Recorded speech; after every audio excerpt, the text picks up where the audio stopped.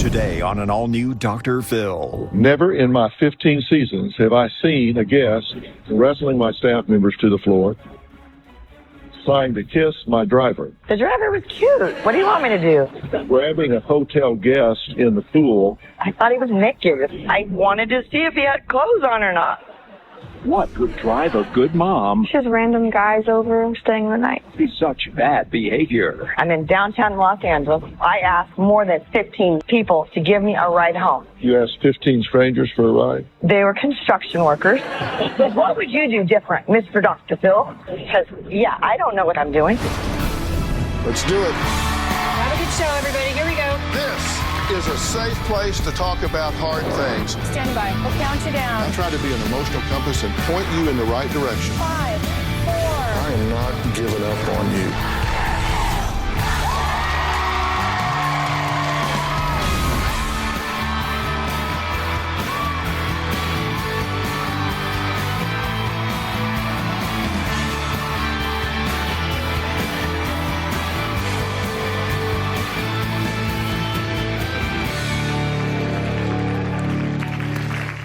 Take a look at Alyssa and her beautiful family. This photo was taken 4 years ago before tragedy struck, ripping their world apart. And Alyssa's husband, Nick, was the head coach of his daughter's softball team, and it was the end of a long day at a team fundraiser when Nick was suddenly thrown from his golf cart, resulting in a head injury that left him hospitalized. He suffered severe brain damage, eventually falling into a coma. He would tragically never wake up. Alyssa's daughter, Anna, friend Kathy, and the rest of the family all say that while Nick was hospitalized, something in Alyssa snapped, and she took to heavy drinking and partying to deal with her grief, and it has never stopped. Never in my 15 seasons have I seen a guest attempt to wrestle my producers to the ground in a drunken stupor. Take a look. First tap out. Come on. Bring it. Boom. I really need you to stop doing this. Well, today, Alyssa thinks she is here to discuss the loss of her husband. She disagrees with her family and says she doesn't have a drinking problem. What everyone does agree on is that Nick was the glue that held this family and Alyssa together, and his accident was the ultimate tragedy. Nick and Alyssa were the all-American family. They were awesome. They loved their children. My dad and I were very close. We would do everything together. He would come and see all of my games. Our family was super fun, and my dad was involved in everything we would do. We were really, really close. The reason he was even at the golf course that day was because he was at a fundraiser for my younger sister's softball team. The day of Nick's accident, everything changed just like that. He was riding on the back of a golf cart with some of his friends. He fell off and just cracked his head open. They went from having fun, going to all these events, to then being in the emergency room, being in the ICU, having to go and watch their father after neurosurgery. His accident changed my life in every way possible. With school, with sports, it just changed everything. And it changed my mom's life for the absolute worst. Well, Kathy says Alyssa began drinking excessively the night of Nick's golf cart accident and just never stopped. Right after Nick's accident, I was there with Alyssa. I first noticed Alyssa acting strangely after Nick was transferred to a hospital a few hours away. I saw her in a hotel around 10:30. She was in a cocktail dress, drinking and smoking and acting like she was having a good time. Meanwhile, Nick was laying in his hospital bed a few blocks away. Alyssa wasn't acting like this just a few weeks prior. When he died, everything came apart.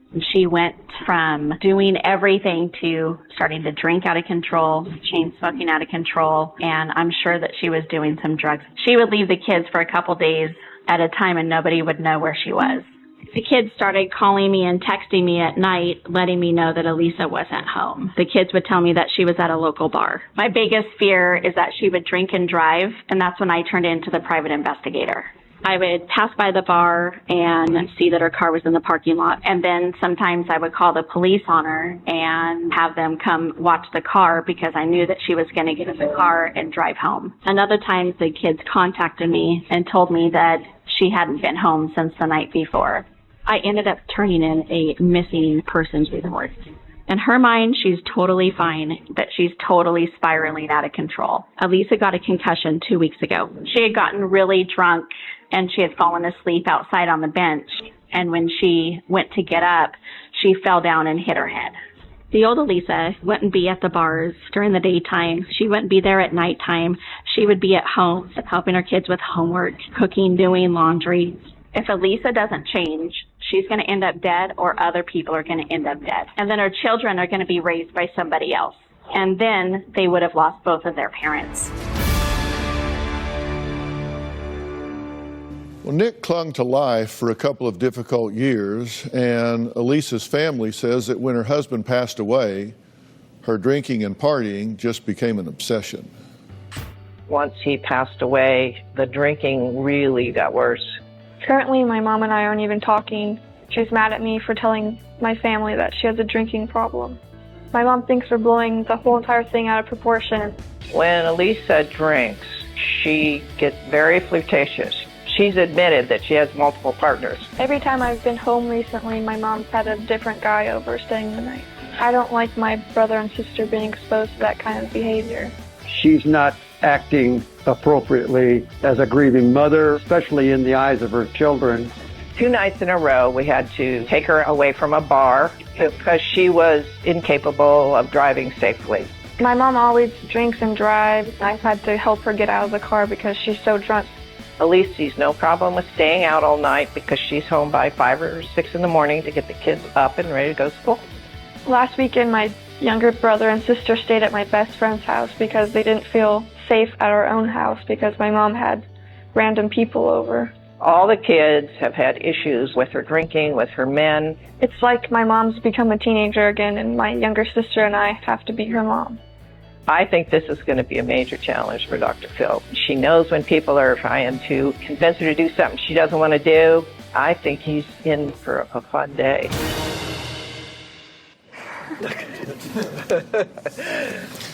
Well, thanks for that. You're welcome. Let me start by saying I'm very sorry for your loss. Really, I know this has been very difficult for everyone that's experienced this. What do the younger kids say to you? That they're scared of being there, that they don't want to be there, that they want their real mom back. And what is it that's scaring them? She has random guys over and she always is drinking and driving. And you say that she fell 2 weeks ago and got a concussion. Yes. Was she drunk at the time? Yes. Okay, joining us in the audience is Alyssa's friend Jamie and her sister-in-law Stephanie. You guys have been watching this as well. Yeah. Yeah. Now, Jamie, you were with her last night, right? Yes. What happened? You said last night was just insane. It was insane. She would not, I have not slept. She was in and out, calling people at midnight, 1, 2, and then all of a sudden she's announced, I'm going to the ER. For what? I'm throwing up and I have diarrhea, and I'm all, that I haven't witnessed that. Okay, this was her second trip to the ER since she's been here, right? Yeah. I have 2 pages of notes regarding Alyssa's behavior since arriving in Los Angeles, including wrestling my staff members to the floor, grabbing a hotel guest in the pool inappropriately, trying to kiss my driver. So let's take a break, and I want to come back and talk to these folks for a minute.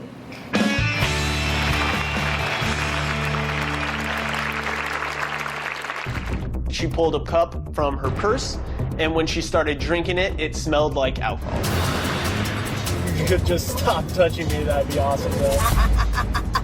Refrain from touching me while I'm driving. Dude, you're blowing it so big time. And later... What would you do if you were in that situation? You can all judge me? I really don't give a shit. So what would you do different, Mr. Dr. Phil? Bring it.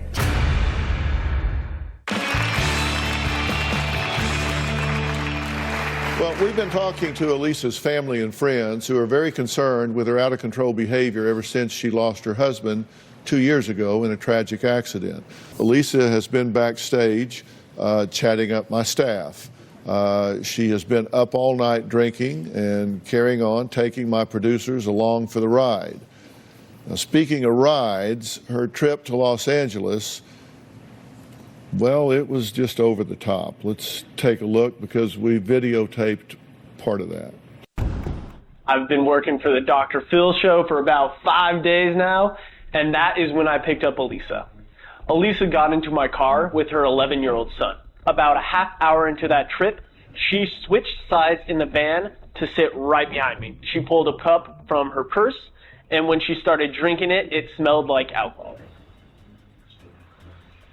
If you could just stop touching me, that'd be awesome, though.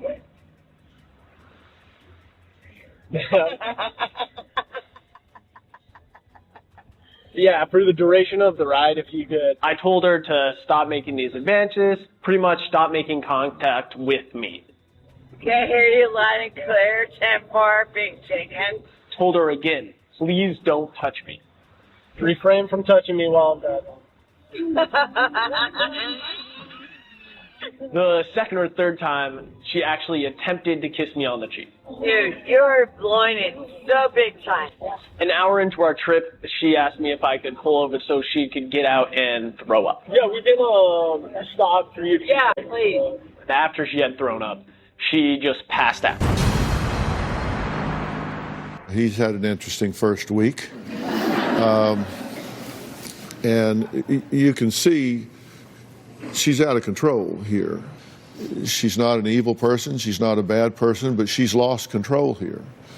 And this is impacting a lot of lives, right? It's impacting y'all's lives, it's impacting these two young children at home. And bringing these strange men into the home, let me tell you something. Take a look at this graphic that I've put together. This has to do with sex abuse risk. If you have non-biological married parents, the sex abuse risk for children in the home goes up 9 times. If you have a biological parent of a child, which we do here, that's unmarried, it goes up 5 times. A single parent that's bringing a man into the home, it goes up 20 times normal. The risk of sexual abuse goes up 20 times normal. So she's drunk, which means she's not being vigilant in watching what's happening with her children. What could possibly go wrong here? You have a drunk, non-vigilant mother bringing in characters at night into the home with 2 minor children. Is this not a formula for disaster? This cannot continue. I can't let this continue. I'm a mandated reporter. I cannot allow this to go on. These 2 gentlemen right here, I flew in today just for her. They're from Origins. And Origins is, in my opinion, the top treatment center for what she needs. They're a dual diagnosis treatment center that deal with addiction, alcoholism, and the comorbid disorders that go along with that, whether it's depression or whatever. These things are treated simultaneously here. So this is Ben Levinson and TJ Howard here. These are the men that run what I believe to be the top program in the country. It's my intention that she leave here with these gentlemen today. She can do that willingly, or we can call a mobile response team and have her 5150'd and do whatever's necessary. Are we all of that? We are. Yes. Yeah. Mind? Absolutely. Bonnie, we good? Seriously?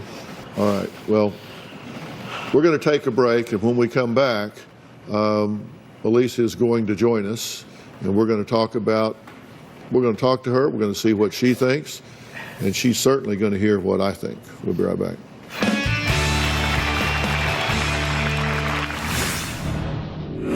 You then tried to grab a man's genitals. That's not true. I thought he was naked. Well, if you thought he was naked, why would you be trying to touch him? I wanted to see if he had clothes on or not. And later, I can take care of myself. I take care of 4 children, run a household, mow my own lawn. Are you done?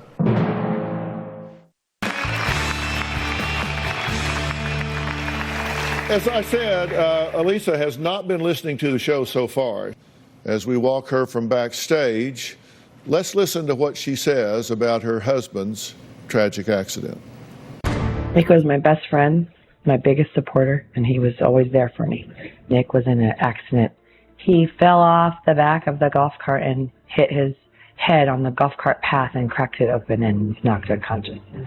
When I got to the hospital, they were wheeling him in on a stretcher. And he was covered in blood. They told me they were taking him in for an emergency surgery to stop the swelling of his brain. Nick was in an induced coma for about a month. When he woke up, he was moving his right arm and his right leg, and he could wave. We just thought he was going to be okay. In July of last year, he was transferred to a long-term acute care facility. He was 75% better. He could even talk. We started talking about renewing our wedding vows and getting remarried. On his birthday, the doctors told me that Nick wasn't doing very well. He wasn't responding. He wasn't waking up. He was running a 101 temperature, and that they wanted to take him for another emergency brain surgery. Nick passed away a few months later. He died November 11th, 2015. The long-term care facility called me 2 a.m. and said that Nick had died, and I had 24 hours to remove his body. So I told them, give me a minute. I just needed time to process it in my own way. It made me angry that they didn't have enough compassion that they could even wait a day and they give me time to grieve.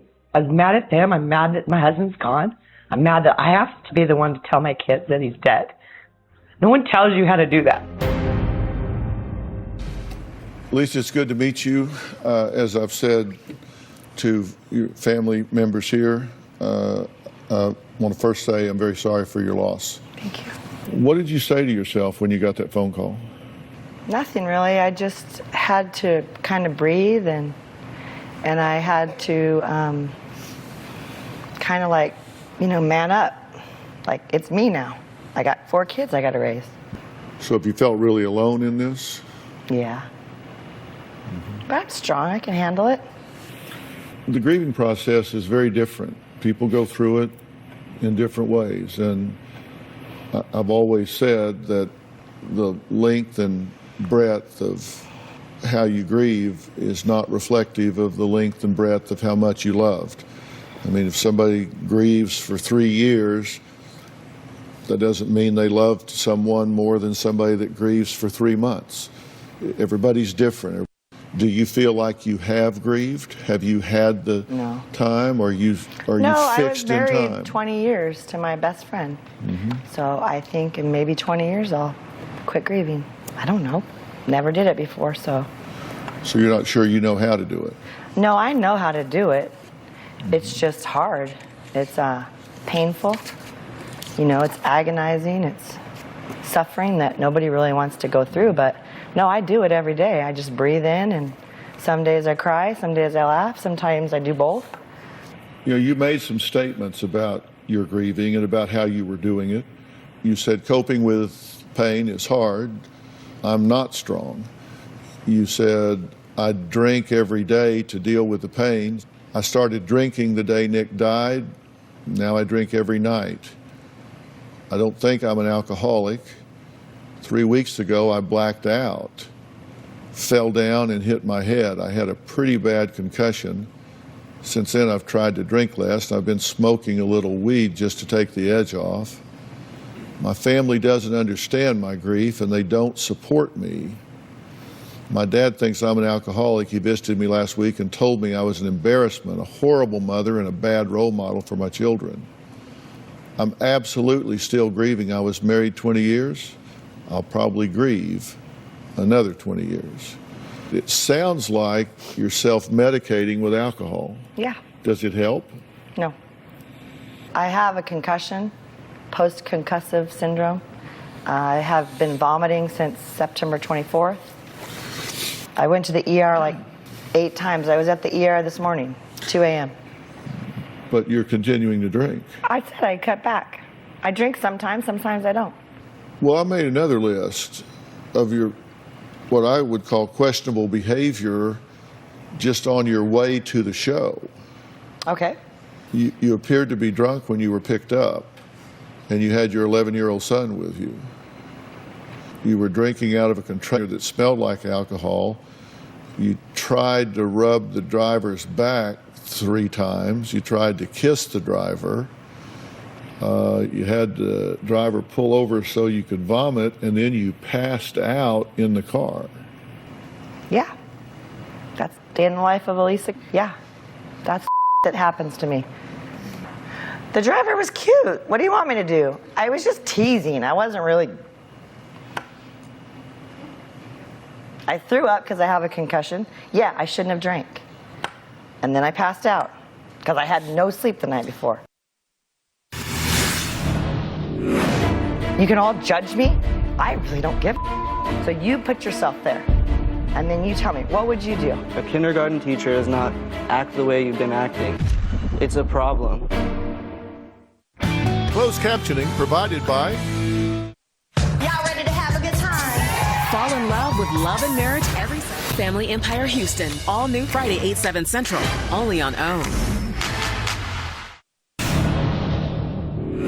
Alyssa got into my car with her 11-year-old son. About a half hour into that trip, she switched sides in the van to sit right behind me. She pulled a cup from her purse, and when she started drinking it, it smelled like alcohol. If you could just stop touching me, that'd be awesome, though. I hear you loud and clear, 10-4, big chicken. Told her again, please don't touch me. Refrain from touching me while I'm driving. The second or third time, she actually attempted to kiss me on the cheek. Dude, you're blowing it so big time. Embarrassing. Your 11-year-old son was in the car the entire time. Yeah. Did you see the look on his face? Yeah, I did. You had another interaction with my staff. Put your phone down. Put your phone down. You can't put your phone down? There. Okay, right now. Near me. First, tap out. Come on. Right here. Boom. I really need you to stop doing this. All right, come on. Get sister, deal. Oh, hilarious. I'm gonna tell. I mean, to get.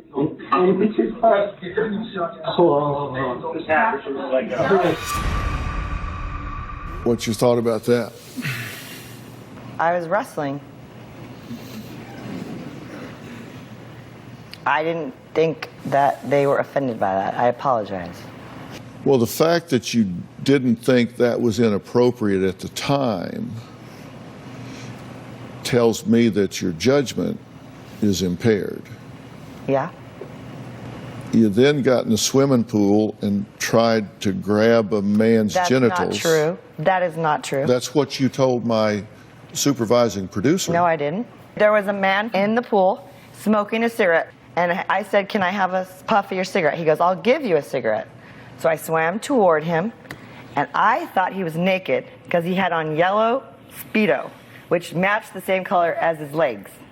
So I went like that to touch it, and I realized he had clothes on. To touch it what? His leg with the spandex. And I said, I apologize. And I started laughing because I was embarrassed. I got out of the pool, and then I was asked to leave. I never touched genitalia. You were asked to leave the pool. He reported that I touched him inappropriately. Why were you trying to touch him at all? I don't know. I thought he was naked. I thought it was weird. Well, if you thought he was naked, why would you be trying to touch him? I wanted to see if he had clothes on or not. Did they kick you out of the ER? No, I left voluntarily. Where did we find you? Restaurant bar. I was looking for where I was staying. I'm in downtown Los Angeles, walking, throwing up. Swear to God on the Holy Bible, I asked more than 15 people to give me a ride home. So I didn't have any money. My phone was dead. You asked 15 strangers for a ride? They were construction workers. And I said, could you get me a cab? Could you call my son? And nobody would let me use their phone. You didn't know yes. the name of the hotel The name of the hotel I was that staying you're staying in? in? No. You knew your son was there alone? Yeah, I left Did it. you know that the guests called Child Protective Services? No. Why don't people tell me that? You weren't there. I know. I was lost in Los Angeles. What would you do? What would you do if you were in that situation? You go to the ER with a dead phone and no name of my hotel, no money to my name. Then I walked all the way to the restaurant Bar and Grill where they were looking for where I had a reservation. The bartender came up, he said, "Can I get you a drink?" I said, "Yeah, I'll have vodka and grapefruit." I had one drink. He charged my phone and I grabbed my bags and I was ready to go. And then this woman walked in that was, I guess, the manager or whatever. She said, "Are you planning on leaving without paying your bill?" I said, "Do I look like someone who would walk out on my bill? Because I'm in sweatpants and my hair isn't combed because I've been in the ER throwing up on the frickin' streets of Los Angeles." So I paid the bill. It was $18. I left a $100 tip. So I was having a pretty day before 9 a.m. So what would you do different, Mr. Dr. Phil? Bring it. Tell me what I on. Because apparently I don't know. I'm only 47. You know, I'm a college educated woman who has taught kindergarten for 5 years. I can take care of myself. I take care of 4 children, run a household, mow my own damn lawn. A kindergarten teacher does not speak the way you're speaking right now, act the way you've been acting. It's a problem. Are you done? Let me get the scenario, okay? Your wife dies, and you watch her die in front of your eyes. Part of your heart dies too. And you wipe your tears off, walk out and face your children, but it's all gonna be okay, because I'm strong and I'll take care of you. Closed captioning provided by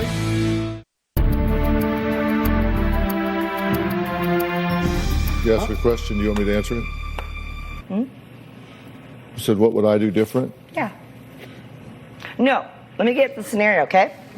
So your wife dies, okay? November 11th, after 2 years of struggling. From her, you seeing her as a vibrant person, and then she loses 100 pounds. And then you go to the hospital 4 hours away, and you watch her die in front of your eyes. And every time you leave, part of your heart dies too. Then you go in the bathroom and you throw up. And you wipe your tears off, put your big girl panties on, walk out and face your children, and you tell them, "You want ice cream? Because I want to make you happy right now. Because I know you just suffered seeing your dad like that. But it's all going to be okay. Because I'm strong and I'll take care of you. And Daddy's going to make it." And then I go get him an ice cream or French fries or whatever the hell they want. And then I drive 4 hours home so that I could take everything out of the car by myself and do laundry, make dinner, get all my kids settled in, and then go to bed at 10 o'clock, get up the next morning to go to work. You do it. You can all judge me. I really don't give a shit. I do not give a shit what anybody thinks about me, because you know what? I care about myself, and I know I'm up in heaven, God's looking out for me. And every tear I cry, he collects in a bottle, which is turned into jugs. Numerous jugs filled with my tears and my blood and my sweat and my suffering and my agony that I deal with every day. So you put yourself there, and then you tell me, what would you do? Because, yeah, I don't know what I'm doing. I just, one day at a time, I get up, I do the best I can do. Can I answer your question? Please. First, I'll never tell you that I know how you feel, because as you point out, I've never been through that. I've not lost my wife. I've not watched her waste away. And I've not had to go tell my boys that they've just lost their mother. And I can't imagine the strength you had to summon to do that. When you told me essentially what it did to you and how alone you felt during that time and what you had to face, I just want to thank you for caring enough to share that with me, because that you didn't have to do that, and I really thank you for sharing that with me. You asked me what I would do different. Because I haven't been through it, I don't know. What I do know is that you are here. And you can pretend that you don't want to be here, but you are here. And I think you're here because at some level you know that you need more help than you're getting. I don't respond to all the antics. I respond to what I know is in there because I see the evidence of who you are in these terrific children. So that's what I respond to. You can cuss and all that all you want to, but I look at your children and know that you're a quality woman that came here for a reason. And I want to talk about that when we come back after the break.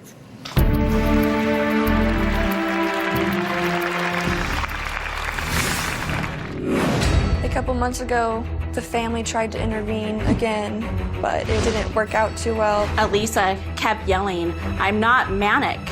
I'm just trying to deal with grief. I'm just tired of dealing with it."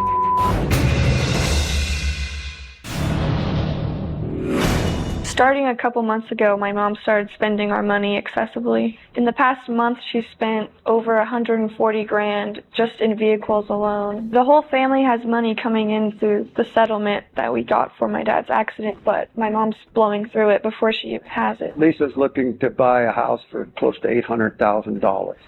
She's bought a bunch of expensive trips and cruises that are just unnecessary. If Alyssa was in her right mind, these decisions would be fine. But because she's not, they're not good decisions for her to be making. Alyssa says she's dealing with her husband's death the only way she knows how. Alyssa's family says they voiced their concerns over her behavior, over her drinking, and it was a complete disaster. Take a look. We had a couple interventions with my mom. The first was 2 years ago when my dad was still alive. That intervention really helped her, and she actually went and tried to get help. She was there for maybe a week to 10 days, and then she checked herself out. A couple months ago, the family tried to intervene again, but it didn't work out too well. She told all of us to stay out of her life, that she was just fine. And that's basically the day that she stopped talking to us. Alyssa kept yelling, "I'm not manic. I'm just trying to deal with grief. I'm just tired of dealing with it." Alyssa has told me she will never go to a rehab center again. She's not crazy. She's only bipolar, and she drinks a few beers. She doesn't need a rehab, and she will never go there to a nut house again, ever. It's obvious these two interventions have not had a lasting effect on Alyssa. That's not the talk of a person who cares about their life and their children's lives. Do you think you're spinning out of control? Sometimes, yeah. What do you think Nick would want for you? Just what he always wanted, just for me to be happy. I wrote a little thing this morning when I was trying to mentally prepare to meet you, and so it was like the alphabet, because I'm a kindergarten teacher. Used to be anyway. These are Nick's qualities. A is amazing, adventurous. B, bold, brassy, beautiful, bodacious. C, caring. D, delightful, devoted husband, father, worker. A lot of fantastic, good things to say about him. Gorgeous, happy, intelligent, jovial, kind, loving. How long were y'all married? 20 years. Why did you come here? Because I was invited. Free hotel, jacuzzi, pool, food, car rides, Los Angeles, get to meet you. I think it will help my family. I think, I think we all struggle in our own ways. I think we all need our own type of counseling, our own issues dealt with. I know my 11-year-old struggles with sadness, and he used to be a little more extroverted than he is now. I know he's sad a lot. He still sleeps with me every night. He's my best friend now. He thinks he has to be the man, and he's 11. I mean, that's way too much weight on someone's shoulders. You said you wanted to meet me. Mm-hmm. How's that going? Pretty good so far. Yeah. I gave you a 10 out of 10.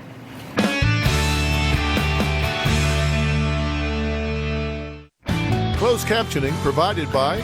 I don't approach this as a television show. I do what I do, and then I've got the best team in television that takes what I do and then they go cut it up and turn it into a television show. I just do what I do with you.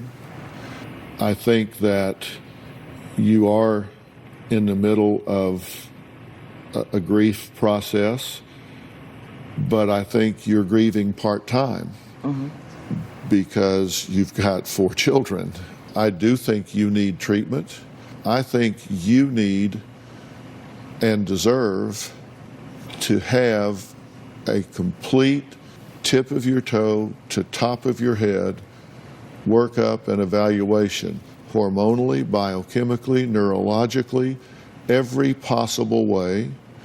And I have 2 gentlemen down here, Ben Levinson and TJ Howard.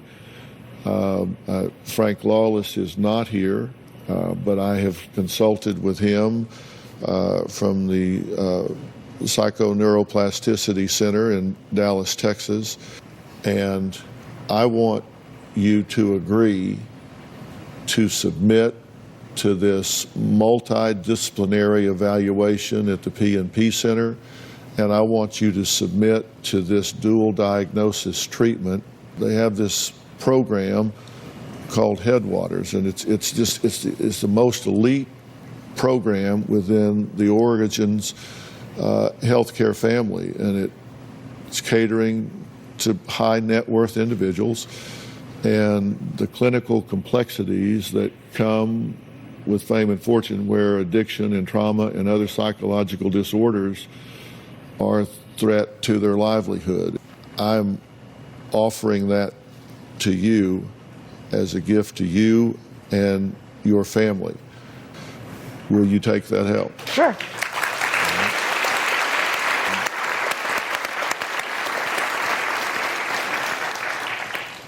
Deal? All right.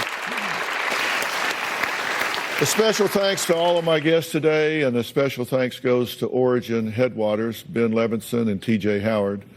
If you or someone that you know is dealing or struggling, a loved one, log on to drphil.com. You can tell me about it. Thanks for being here. We will see you next time.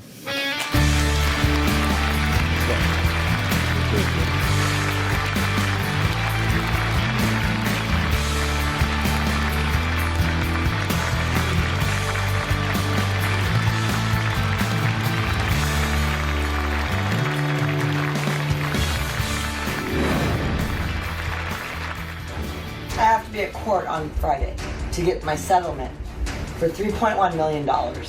So if I don't go, I don't get my house. The attorney is saying it's imperative that it happen on Friday. We care about her health. If she needs to wait 6 months to get the money, then, oh well. I want her on the plane. You guys can get in the van? Nope. I told you I will go Friday. I made a promise that I would appear in court, and I'm not going to screw that up. Because I'm buying a house, it's contingent upon my settlement. So if I don't get my settlement Friday, then I can't buy the house. But you can postpone it for just 3 weeks? No, I'm not going today. I have to go to court. I'm not going to let my kids down, and I'm not going to not get my settlement because you want me to go to Florida. I said I will go. I will fly myself there. Okay? I hear you, and that's what we're going to do. You win. We exchange numbers. We're going to take the risk with you. All right. And we're going to... Watch me. Watch me succeed.